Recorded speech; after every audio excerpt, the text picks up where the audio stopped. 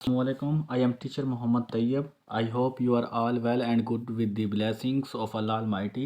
Welcome to my channel English with Tayyib. आज का हमारा टॉपिक है गैस पेपर 3 है हमारे पास। मेरे सीक्वेंस के मुताबिक ये बोर्ड रिकमेंडेड पेपर है dear students. 9th class English जिनका फर्स्ट टाइम का पेपर होने जा रहा है 2026 में, चाहे सेकंड टाइम का है, तो उनके लिए ये पेपर नंबर 3 है। इसको हमने सॉल्व करना है और आपने इसको अच्छी तरह प्रिपेयर करके जाना है। ये जी पंजाब के तमाम बोर्ड्स के लिए है, चाहे आपका कोई भी बोर्ड है, आपको दिखाई भी दे रहा होगा। आपने इसको लाजमी तैयार करके चले जाना, इंशाल्लाह 19 में से 19 नंबर ही आ जाएंगे आपके। तो चलें शुरू करते हैं। फर्स्ट क्वेश्चन है जी इसका हमारे पास, he dash to school every day. अब डियर स्टूडेंट्स यहाँ जहाँ जिस सेंटेंस के अंदर आपको every day, daily, always word दिखाई दे तो वो प्रेजेंट इंडेफिनिट टेंस होता है। जैसे यहाँ पर एवरी डे है तो ये प्रेजेंट इंडेफिनिट टेंस है। तो आपने सब्जेक्ट के अकॉर्डिंग वर्ब की फर्स्ट फॉर्म के साथ एस या ई एस लगा देना है। अगर सब्जेक्ट सिंगल है तो एस या ई एस लगाना है, अगर सब्जेक्ट जमा प्लूरल है तो नहीं लगाना। अब यहाँ पर सब्जेक्ट है थर्ड पर्सन सिंगल, तो यहाँ पर आ जाएगा goes. He goes to school every day. ये ऑप्शन डी करेक्ट हो गया इसका। ओके, अब क्वेश्चन नंबर 2 है जी हमारे पास, it dash to rain an hour ago. Dear student यहाँ पर आपने फोकस रखना है। जहाँ जिस वर्ड सेंटेंस के अंदर आपके पास ना वर्ड आ जाए यस्टरडे, एगो, लास्ट डे, लास्ट वीक, मतलब पिछले वक्त को शो कर रहा हो, तो वो पास्ट इंडेफिनेट का टेंस होता है। ठीक हो गया। अब इस पे आपने रूल क्या होता है, सब्जेक्ट वर्ब की दूसरी फॉर्म ऑब्जेक्ट लगा देना होता है। अब यहाँ पर पास्ट इंडेफिनेट है तो वर्ब की सेकंड फॉर्म लग जाएगी। ये ऑप्शन ए करेक्ट हो गया। ठीक है, ये वर्ब की दूसरी फॉर्म है। अच्छा जी, क्वेश्चन नंबर 3 है जी हमारे पास आज का, I had dash the house before it started rain. अब डियर स्टूडेंट यहाँ पर आपने फोकस रखना है। यहाँ से देखें, ये स्टार्टेड वर्ब की होती है सेकंड फॉर्म। जिस टेंस के अंदर ना वर्ब की दूसरी फॉर्म लगी हो पास्ट इंडेफिनेट होता है। और रूल ये होता है, अगर एक टेंस पास्ट इंडेफिनेट का तो दूसरा पास्ट परफेक्ट का होगा। लेकिन आपने ऑप्शन पे गौर कर लेना है, बाद औक़ात वो एग्जामिनर ऑप्शन नहीं देता कंफ्यूज करने के लिए। अगर पास्ट परफेक्ट टेंस नहीं है तो आप पास्ट कंटिन्यूस टेंस को भी लगा सकते हैं, कोई इशू नहीं बनता। अब यहाँ पर ऑलरेडी उसने हैड लगाया तो नो इशू, यहाँ पर थर्ड फॉर्म लगा देनी है हमने, है लेफ्ट। इस तरह सेंटेंस करेक्ट होगा, I had left the house before it started rain. Okay हो गया। अब जी क्वेश्चन नंबर 4 है हमारे पास, मोस्ट इम्पोर्टेंट क्वेश्चन, रिपीटेड है ये। कहते आदम डैश वेरी हार्ड। अब जी यहाँ पर ये पास्ट इंडेफिनिट टेंस है, वर्कड आ जाएगा। ठीक हो गया। क्वेश्चन नंबर 5 है, if we dash we will catch the bus. अब मोस्ट इंपॉर्टेंट है, कंडीशनल सेंटेंस है, फर्स्ट कंडीशनल सेंटेंस है। इसमें ये होती है, जो एक पार्ट होता है, एक टेंस होता है वो शर्त वाला, वो प्रेजेंट इंडेफिनेट में होता है। जो सिला उसको मिलता है वो फ्यूचर इंडेफिनेट मिलता है। अब ये तो फ्यूचर इंडेफिनेट हो गया। अब यहाँ पर मुझे पुट करना है जी प्रेजेंट इंडेफिनेट। अब सब्जेक्ट प्लूरल है, फर्स्ट पर्सन है। इफ़ वी फर्स्ट फॉर्म लगानी है वर्ब की, ये नहीं लगना, ये if we hurry we will catch the bus. Okay, I hope आपको समझ लग गई होगी। अब जो अगला सेक्शन जो हमारे पास स्टार्ट हो जाता है, इसमें आपने स्पेलिंग करेक्शन करनी होती है। मोस्ट इंपॉर्टेंट है, 4 नंबर के होते हैं ये आपके लिए। ये तो इंशाल्लाह आपको कहीं से भी नहीं भूलेंगे। अब क्वेश्चन नंबर 6 में हमने स्पेलिंग दुरुस्त करने हैं। कन्फ्यूजन, ये एक करेक्ट हो गया इसका। प्रोटेक्शन, ये इसका प्रोटेक्शन, ये बी करेक्ट हो गया इसका। अच्छा जी, अब उसके बाद है जी क्वेश्चन नंबर 8 हमारे पास, सॉलिट्यूड, ये ऑप्शन ए दुरुस्त हो गया इसका। क्वेश्चन नंबर 9 है सवीइंग, ये ऑप्शन ए करेक्ट हो गया। अब जी अगला पार्ट डेयर स्टूडेंट जो आपके पास आ जाता है, उसमें आपने करना ये होता है, आपके पास सिनोनियम और एंटोनियम आ जाते हैं। मैंने आपकी आसानी के लिए उनके वर्ड मीनिंग भी लिखे हुए हैं। ठीक है, find the synonym for the solitude. Solitude कहते हैं तन्हाई को। अब इसका सिनोनियम पूछ रहा है डेयर स्टूडेंट, यहाँ पर आपने थोड़ा सा गौर करना होता है पेपर में।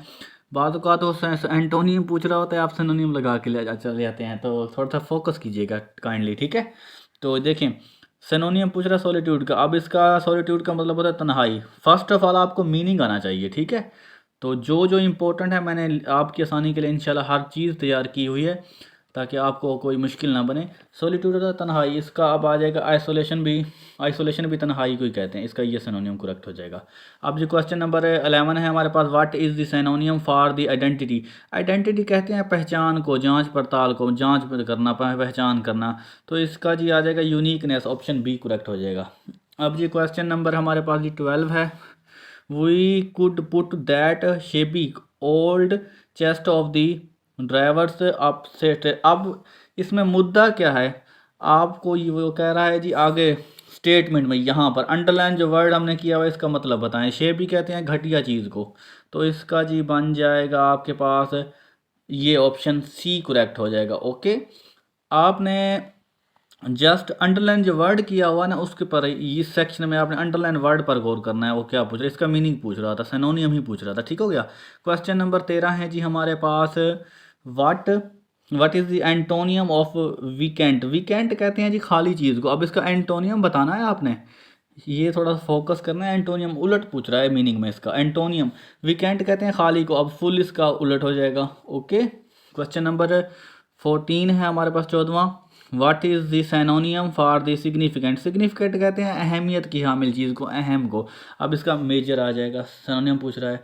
अब जी अगला पार्ट जी आपके पास शुरू हो जाता है जी सेक्शन डी से, कहता हूँ मैं, तो वैसे है भी सेक्शन डी है। इसमें आपने ग्रामर का बताना होता है। अच्छा, यहाँ पर मैं आपको ट्रिक बताने वाला हूँ थोड़ा सा, आपने ये ज़िंदगी सारी आपको इंशाल्लाह इसके अबाउट कोई कन्फ्यूजन नहीं होगा। तो देखें यहाँ पर मैंने ट्रिक लिखी हुई है, इसको समझ लें। आज ये नेदर के साथ नार लगता है हमेशा, आपने ये चीज़ बात को गौर से याद रखनी है, जहन नशीं कर लें। नेदर भी एन से शुरू होता है, नार भी एन से, ऐदर के साथ आर लगता है। ओके, ये चीज़ आपने ना लाजमन तैयार कर लेनी, क्योंकि इनके अबाउट एक दो मरूज़ी पूछी जाती है, हर पेपर में MCQs आते हैं। ठीक हो गया। अच्छा जी, अब ये हमारे पास जी 15वां जो था ना, इसको हम पढ़ते हैं। ये क्या पूछ रहा है इसमें, I will eat either or mango or an apple. अब ये पूछ रहा है दी अंडरलाइन वर्ड आर, ये अंडरलाइन वर्ड क्या है, ऐदर और आर, ये क्या चीज़ें हैं। अच्छा जी, ये कलेक्टिव जी हो जाता है, करेक्टिव कंजक्शन, ये ऑप्शन सी इसका होता है। ठीक है, ये वैसे ये होती हैं। अब उसने बाद वक्त पता है क्या करता है, ये ऐदर लिखा होता है, ये आर नहीं लिखता, आपने ऑप्शन में आर ढूंढ के बताना होता है। ठीक है, लेकिन यहाँ पर थोड़ा मुद्दा उसने अलग किया हुआ है, मैंने आपको समझाने के लिए लिख दिया आपकी आसानी के लिए, इसको आपने अच्छी तरह प्रिपेयर कर लेना है। क्वेश्चन नंबर 16 है हमारे पास जी, she enjoys reading, underline word is a. अब वो कह रहे हैं अंडरलाइन वर्ड किया हुआ ये क्या है। अब ये रीडिंग, आपने डेयर स्टूडेंट यहाँ पर फुल फोकस रखना है। देखें, वर्ब की फर्स्ट फॉर्म हो प्लस उसके साथ ING लगा हो, तो वो इंग्लिश ग्रामर में जी क्या होता है, जेरेंड होता है। ठीक हो गया। यहाँ पर देखें वर्ब की यहाँ तक देखें आप, रीड, अब रीडिंग लगा हुआ है, तो ये जेरेंड हो गया। ओके, आई होप आपको इसकी भी अच्छी तरह समझ लग गई होगी। अब जी क्वेश्चन नंबर हमारे पास 17वां है जी। इसमें हमारे पास जी क्या पूछ रहा है, the lazy cat sat on mat. अच्छा, the figure of the speech used in the sentence. अब ये जी होता है अनोनेंस, ये ऑप्शन ए करेक्ट हो गया। ठीक हो गया। अब क्वेश्चन नंबर जी 18 है हमारे पास, they have completed their project successfully, the tense used in the sentence. अब ये पूछ रहा है जी ये जो इन्वर्टेड कॉमास के अंदर उसने पुट किया हुआ है टेंस कौन सा है, तो don't worry about it, is a very easy. देखें कैसे, जहाँ पर आपको जिस भी टेंस के अंदर हैज़ या हैव दिखाई दे, तो उसके बाद वर्ब की तीसरी फॉर्म आती है जो प्रेजेंट परफेक्ट टेंस होता है, हैज़ या हैव। तो यहाँ पर ये चुप करके आपने प्रेजेंट परफेक्ट को ही क्लिक कर देना है। ये देखें। अच्छा जी, लास्ट वन ऑप्शन है आज की हमारी 19 है। अब इसमें नरेशन पूछ रहा है जी, वो she said she can drive a car, the correct indirect speeches. अब देखें जी, बिल्कुल ही आसान है, आपने एक चीज़ माइंड में रख लेनी है, ये जो लगा हुआ ना कैन, इसे कहते हैं मॉडल वर्ब। अब जो डायरेक्ट नरेशन में जो कैन होगा वो कुड में, इनडायरेक्ट में कुड में चेंज हो जाना है। बाकी आप किसी भी चीज़ को आपने देखना भी नहीं है, बाकी कुछ भी चेंज नहीं है। इन्वर्टेड कॉमास के बाद दैट आ जाना है, कैन की जगह कुड आ जाना है। बाकी ये जो मॉडल वर्ब होते हैं आपको पता होगा, इनके साथ वर्ब की हमेशा पहली फॉर्म लगती है, चाहे कैन हो, कुड हो, मे हो, माइट हो, कुछ भी हो। अब ये ऑप्शन सी करेक्ट हो गया। आई होप डियर स्टूडेंट्स आपको इसकी मुकम्मल तौर पर समझ लग गई होगी इंशाल्लाह। अगर कोई चीज़ समझ में नहीं आ रही तो इंशाल्लाह आप मुझे कमेंट सेक्शन में पूछ सकते हैं। अगर वीडियो आपको अच्छी लगी हो तो वीडियो को लाजमी लाइक कीजिएगा, अपने दोस्तों के साथ शेयर कीजिएगा और चैनल को लाजमी सब्सक्राइब कीजिएगा, ताकि ऐसी इन्फॉर्मेटिव वीडियो आपको मिलती रहें। मिलते हैं अगली वीडियो में, तब तक अपना बहुत ख्याल रखिएगा। अल्लाह हाफिज़।